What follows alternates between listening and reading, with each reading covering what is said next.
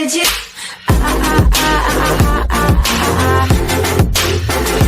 Anything you want. EOS proves yet again that decentralization is not its priority. Recently, blockchain protocol EOS became subject of a huge scandal. Its governance model was exposed, as evidence suggesting that some confirmed transactions were reversed surfaced on Reddit. Crypto community was alarmed by the company's attitude toward decentralization, which, however, is not the EOS top priority. According to co-founder Daniel Larimer, EOS team prefers to focus on anti-censorship and robustness against being shut down. What is EOS and how it works? EOS.io is a blockchain-powered smart contracts protocol for the development, hosting, and execution of decentralized applications (dApps). It was launched in June 2018 as open-source software, while first testnets and the original white paper merged earlier in 2017. The platform was developed by Block1, a startup registered in the Cayman Islands and led by Daniel Larimer and Brendan Bloomer. EOS holds the absolute record in terms of funds raised during initial coin offerings (ICOs). It has managed to gather around $4.1 billion worth of investments, or roughly 7.12 million Ethereum ETH, after fundraising for nearly a year. The number remains unmatched to date. The protocol is supported by the native cryptocurrency EOS, currently the sixth largest crypto by total market cap.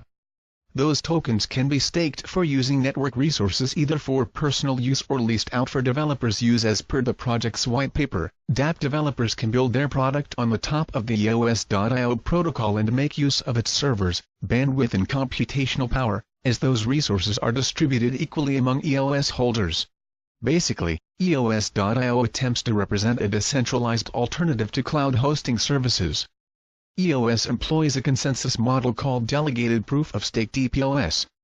That means that its investors are rewarded with voting power and decide who gets to mine the EOS blockchain.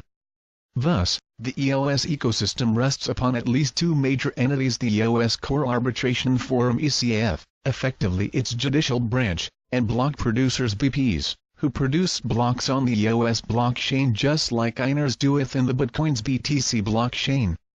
BPs earn EOS tokens produced by inflation. According to some estimations, top 3 EOS BPs obtain around 1,000 tokens per day.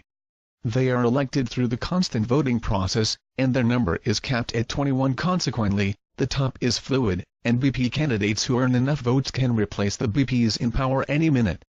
Decentralization supporters' nightmare. EOS reverses previously confirmed transactions. On November 11, a screenshot showing a ECF moderator reversing transactions which had already been confirmed, as posted on Reddit, and gathered hundreds of comments. According to Reddit user UAD903, a dispute allegedly involving a Feast EOS account was referred to one of the platform's arbitrators, Ben Gates, who decided to reverse transactions that happened without the owner's permission.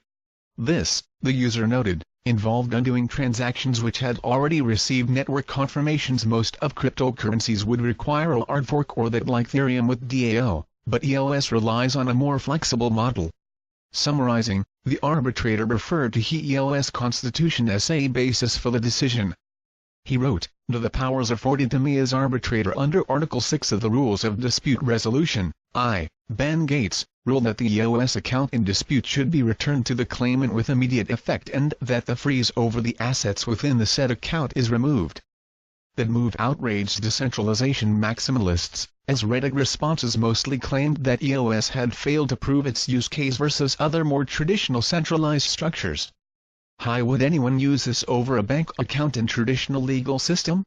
The most popular comment reads, adding, "These guys raised $4 billion to recreate the legal system using a token that is neither censorship resistant, nor immutable. Is EOS even trying to be decentralized?" EOS model of governance has attracted controversy before. For instance, in early October, allegations arose accusing the platform's major block producers BPs, including Chinese crypto exchange Huobi, of a tool voting and illusion.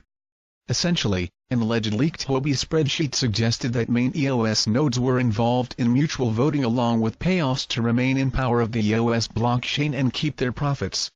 Soon after, Block1, the developer of EOS, published a statement, saying it was aware of some unverified claims regarding irregular block producer voting, and the subsequent denials of those claims. Nevertheless, there was no further update on the matter, while Huobi remains EOS top BP's second of press time.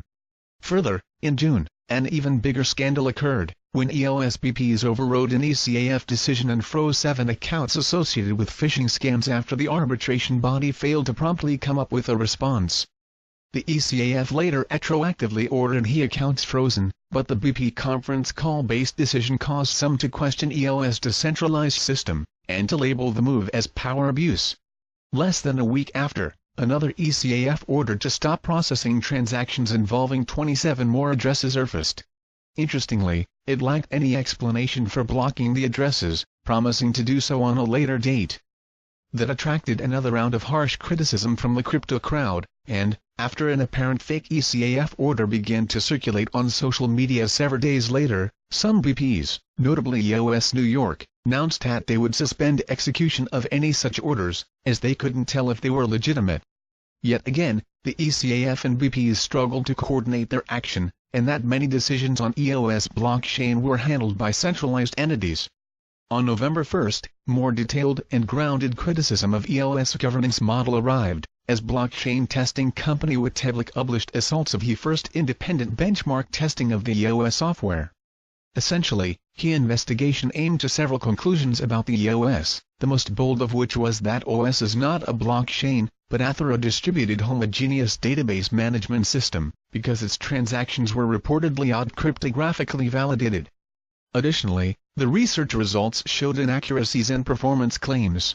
In July, EOS Chief Technology Officer Daniel Larimer tweeted that EOS was performing 2351 transactions per second. Ethereum, for comparison, can process around 15.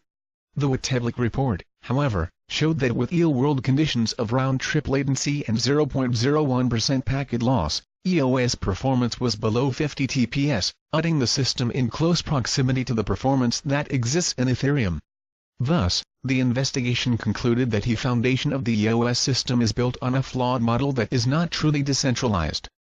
Later, on November 6, the EOS Alliance, a non-profit organization formed by EOS community members and block producers with the role to facilitate the dialogue within community, published response signed by its interim executive director Thomas Cox. Dubbed as EOS is a blockchain, it criticized Wittevlik's provocative paper, noting that the benchmarking firm NLY recruited Ethereum folks for the project. Still, EOS Chief Technology Officer Daniel Larimer confirms that his company does not aim to be decentralized. In an interview with YouTube blog Olam Talks Crypto aired on October 3, Larimer clarified his vision: decentralization isn't what we're after.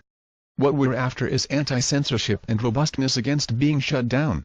Nevertheless, Larimer added that his project was still more decentralized than Bitcoin and Ethereum, because it takes 11 BPs to control the majority of EOS network, while BTC and ETH relied 4 and 3 pools respectively.